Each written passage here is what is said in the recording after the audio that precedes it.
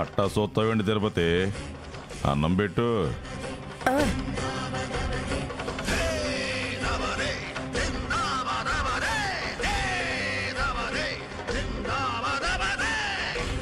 ఇప్పుడు చెప్పు, విషయమేంది?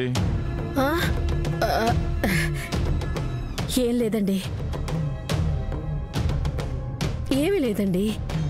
నన్ను చూశాక భయం వేస్తుంది కానీ నిజం దాచిపెట్టేంత ధైర్యం రా తిరుపతి. చెప్తావా, చెప్పించుకోమంటావా? పర్లేదు చెప్పమ్మా, నేనున్నా కదా.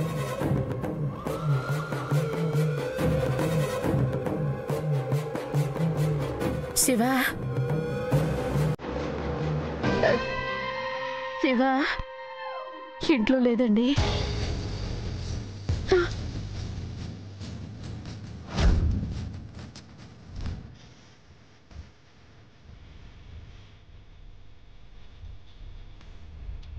భయపడకు తిరుపతి, రా కూర్చో, కూర్చో.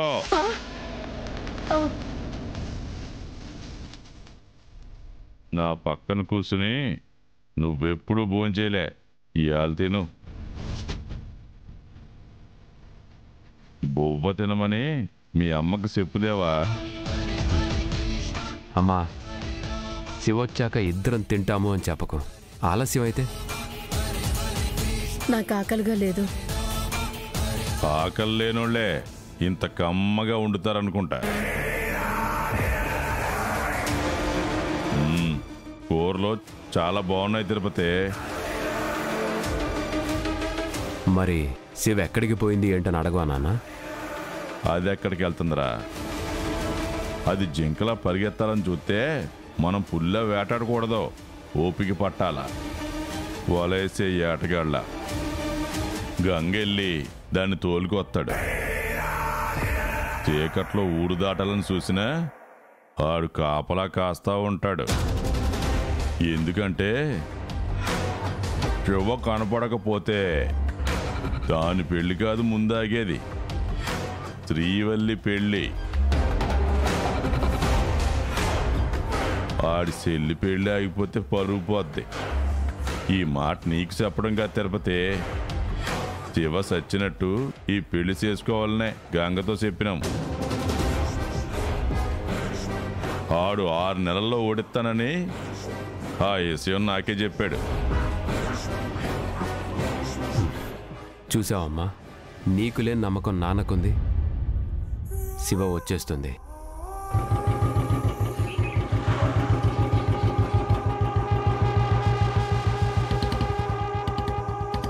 అది గంగ బండే, గుండెకి తెలుస్తుంది. వెళ్ళొస్తాను.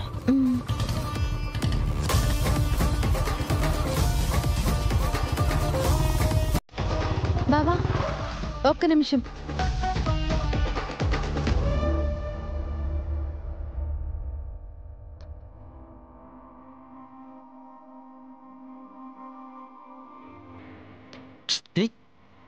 ఏం చేస్తున్నావు?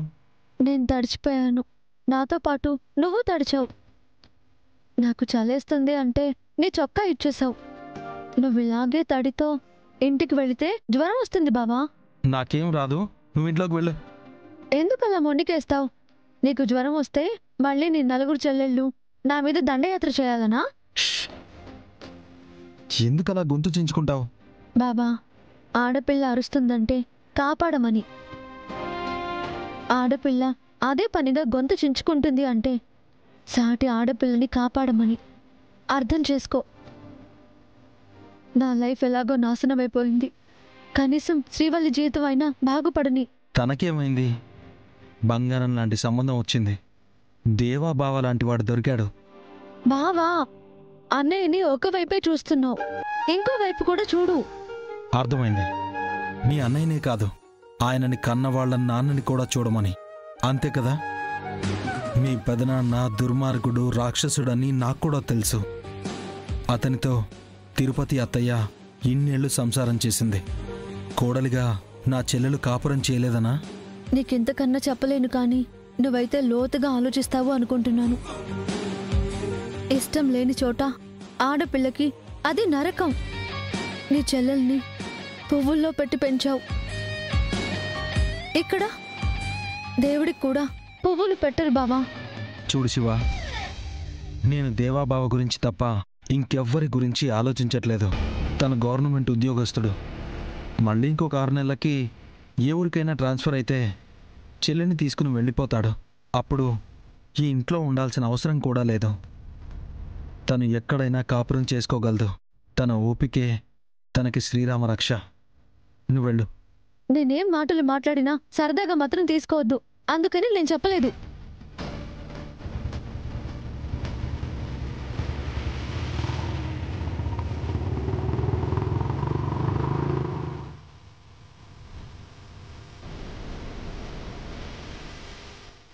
శివా, ఏమైంది? చొక్కా కప్పుకున్నావెందుకు? తడిచిపోయాను పెద్దమ్మ. వర్షం పడలేదే, బావిలోనో కోనేటిలోనో దూకావా ఏంటి? ఏ టైంలో ఇదేం పిచ్చి పని? ఈత కొట్టాలని దూకలేదేమో. పెళ్లి ఇష్టం లేక చావాలనుకుందనుకుంటా.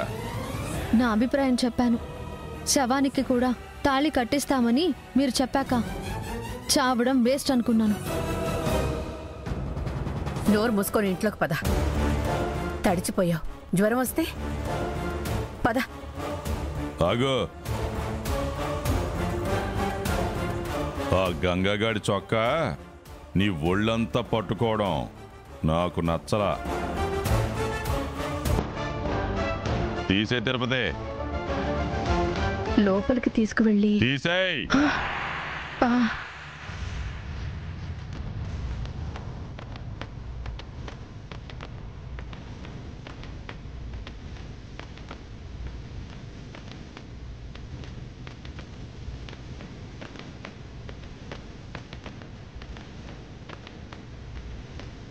ఇంట్లోకి వెళ్ళి పొడి బట్టలు వేసుకోకముందు తడి బట్టలతో వాడి వెంట వచ్చినందుకు స్నానం చేసి గడపలోకి అడుగు పెట్టమను.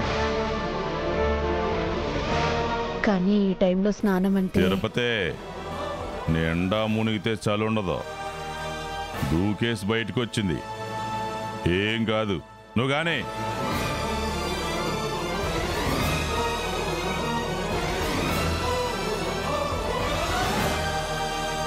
నాన్న మొండితనం నీకు తెలుసు కదమ్మా. ఓర్చుకునే బాధ కాదే తలరాత, బ్రతుకంతా వెంట పడుతూ తరిమేనట. మార్చుకునే విరులేదే విధిరాత, నీలోని నిన్ను వెతుకుతూ కదలాలట.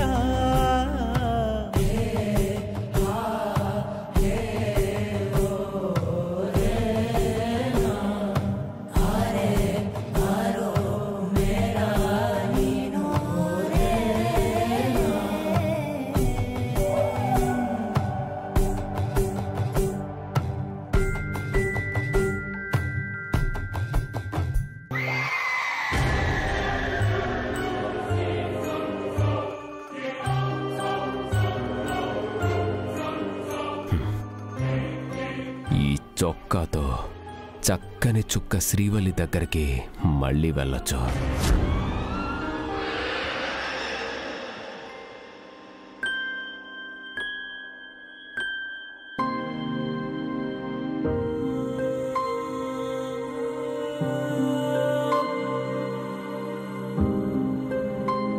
అక్క తిను. ఇక్కడికెందుకు తీసుకొచ్చావు? లోపలికెళ్ళు. నువ్వు ఇక్కడే ఉన్నావు కదా, విసిగించకుండా లోపలికెళ్ళు. చల్లారిపోతుందక్కా. నాకు ఆకలిగా లేదు కుముదవల్లి. అదే మాట అన్నయ్యతో చెప్పు. నన్నే కాదు, అన్నయ్యను కూడా బాధ పెట్టాలనే ఇలా వచ్చావు.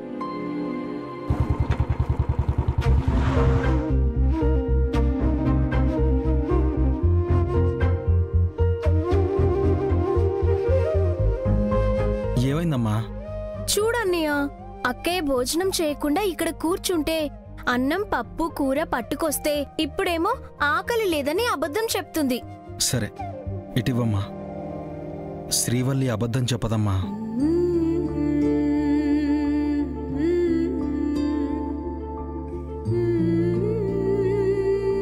దేవాబావ విషయంలో మాత్రం నీకు అబద్ధం చెప్తున్నానన్నయ్య.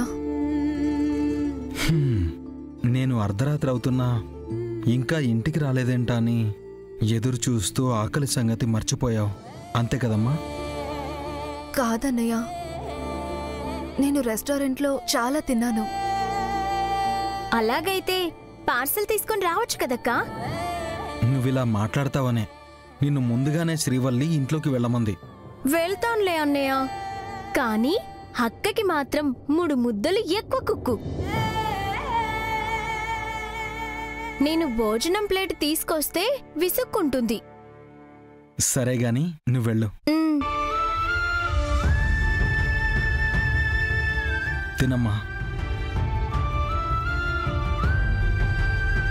ఇంత ప్రేమగా దేవబావ నన్ను చూసుకుంటాడా అన్నయ్య? పెళ్ళయ్యాక ఏమైపోతానో అని ఇప్పుడే భయం పట్టుకుంది.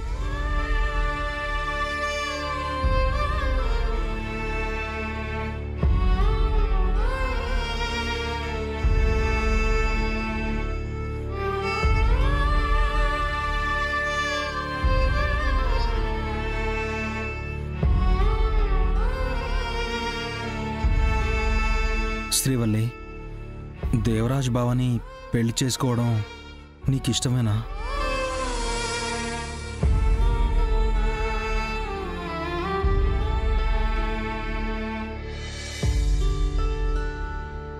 శ్రీవల్లి, సమాధానం చెప్పమ్మా. ఎందుకన్నయ్య అలా అడిగావు? ఆహా, ఊరికే ఇంకొకసారి నీ నిర్ణయం తెలుసుకుందాం అనిపించింది. ఇలా అడిగినందుకు నువ్వు బాధపడకు. నేనే ఫీల్ అవ్వట్లేదన్నయ్య. చిన్నప్పుడు కూడా దేవాబావే నా భర్తగా వస్తాడని అందరూ అంటూ ఉంటే అది నాకింకా గుర్తుంది. అదే నిజమవుతుంది కూడా. నాకు చాలా ఆనందంగా ఉందన్నయ్య. నువ్వు ముద్ద పెట్టన్నయ్యా. నువ్వు తినిపిస్తుంటే అమృతంలా ఉంటుంది. తినమ్మా.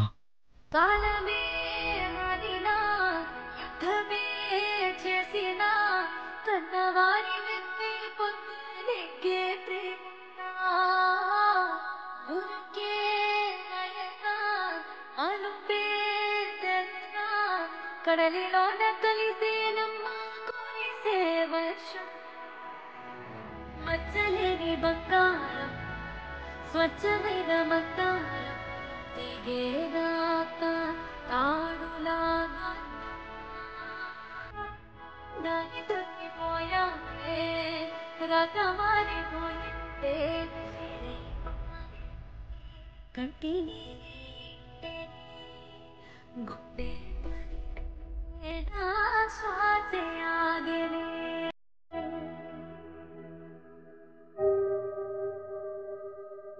ఆకలి లేదు అని చెప్పొద్దు. నువ్వు తిన్నాకనే నేను తినాలనుకుంటున్నాను. ఎందుకు పెద్దమ్మా నీ ఆరోగ్యాన్ని పాడు చేసుకుంటావు?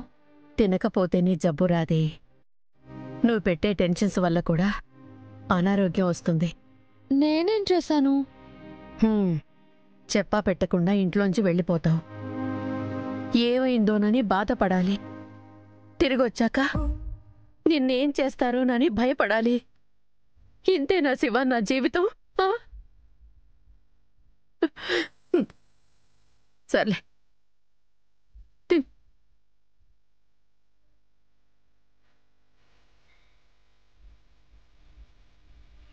చూడు శివ, విజయబాబుని పెళ్లి చేసుకోవడానికి నీకు ఏమాత్రం ఇష్టం లేదని అందరికీ తెలిసిందే కదమ్మా. అయితే నీ పెళ్లి ఆగిపోయినా, అభ్యంతరాలొచ్చినా శ్రీవల్లి పెళ్లి కూడా ఆగిపోతుందని మీ నానమ్మ గంగతో కూడా చెప్పిందంట. నా పెళ్లికి శ్రీవల్లి పెళ్లికి ముడి పెడతారెందుకు? ఎందుకంటే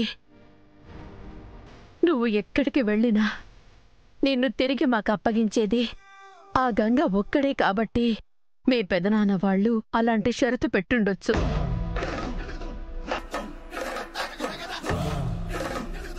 నీ చెల్లెలి పెళ్లి జరగాలనంటే నా మనవరాలు శివపార్వతి పెళ్లికి ఏ ఆటంకం రాకుండా చూసుకునే బాధ్యత నీదే.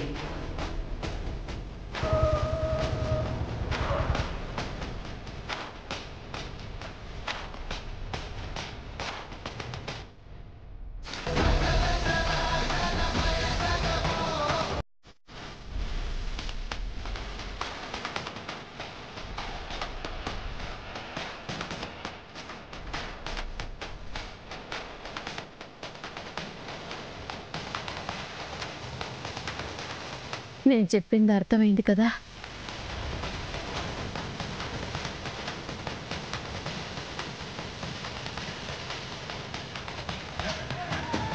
గంగ కోసమైనా నువ్వు కుదురుగా ఉండి ఈ పెళ్లిని మంచిగా జరగనివ్వు, సరేనా? నా కోసం కాదు పెద్దమ్మ, శ్రీవల్లి కోసమైనా నా పెళ్ళి ఆగిపోవాలి. అదెలాగన్నది ఆలోచిస్తున్నాను.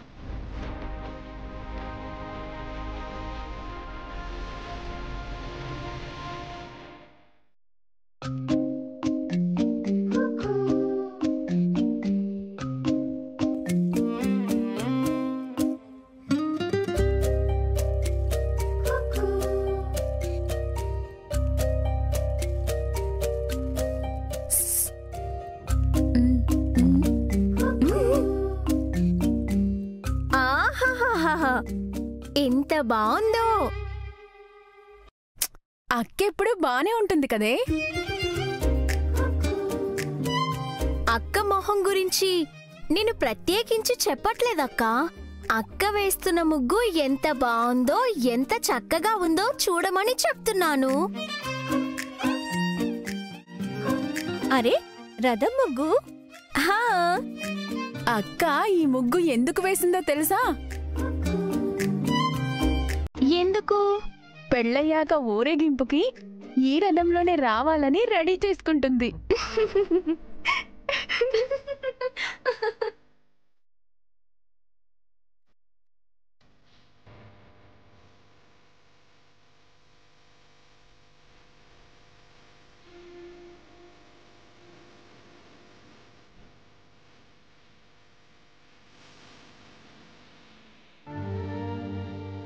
నంది, నంది, రే నంది. ఏంటన్నా? పచారీ పుస్తకం ఎక్కడ పెట్టావురా? నువ్వే కదా అన్నా రాత్రి లెక్కలాసి పెట్టావు. అవును, ఇక్కడే ఎక్కడో పెట్టానే.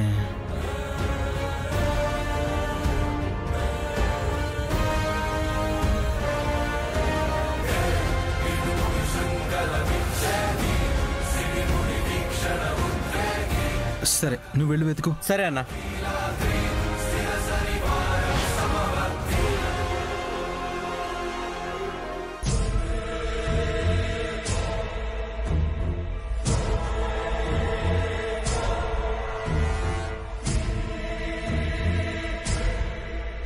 ఇది గంగ షర్ట్ కాబట్టి ఇస్త్రీ చేయించుకొని వస్తున్నాను.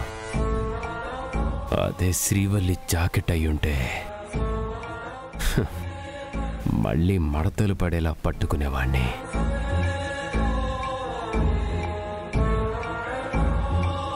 అక్క, రథం ముగ్గేశావు, కానీ లాక్కెళ్ళడానికి గుర్రాలెక్కడా? అవును కదే, గుర్రాలెక్కడా? ఏయ్, నాకేదో ఈరోజు ముగ్గు వేస్తే బాగుంటుందనిపించి వేస్తున్నా. మీరేంటే ఆట పట్టిస్తున్నారు? ఆట కాదక్క, కోట కోసం అనుకో. మన ముగ్గురిని గుర్రాలుగా చేసి అక్క బావ అందులో కూర్చొని మనల్ని లాగమంటారేమో. ఓ లేదు, నీ చేత అలాంటి పని చేయిస్తానా? చూసావా, ఇప్పటిదాకా ఊరికే ముగ్గు వేశాను, నా పనేదో నన్ను చేసుకునివ్వండి అన్న అక్క మీ చేత ఇలాంటి పని చేయిస్తానా అన్నదంటే బావ కోసమే రథం వేసిందనే కదా. కానీ రథం దగ్గర రాజకుమారి ఉంది, కానీ రాజకుమారుడు లేడే?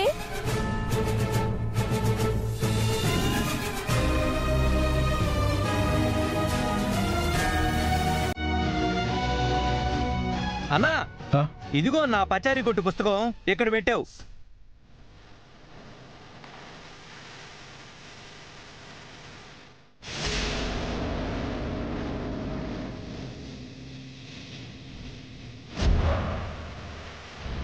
అదిగో రాజకుమారుడు వచ్చేసాడు.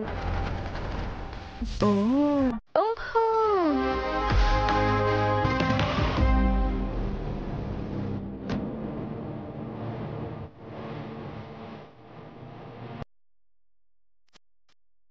పొద్దున్న ఇక్కడికి వచ్చాడేంటి?